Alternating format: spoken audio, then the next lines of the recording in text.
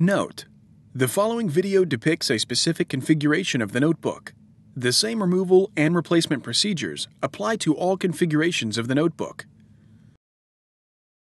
Before you begin, remove the battery. Removal.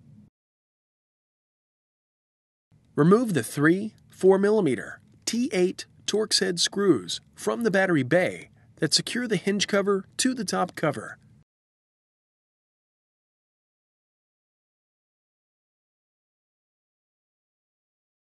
Release the hinge cover from the retention clips that secure it to the top cover and slide it off of the display panel hinges.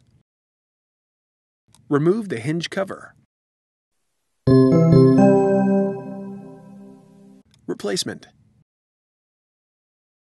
Slide the hinge cover over the display panel hinges and onto the retention clips that secure it to the top cover.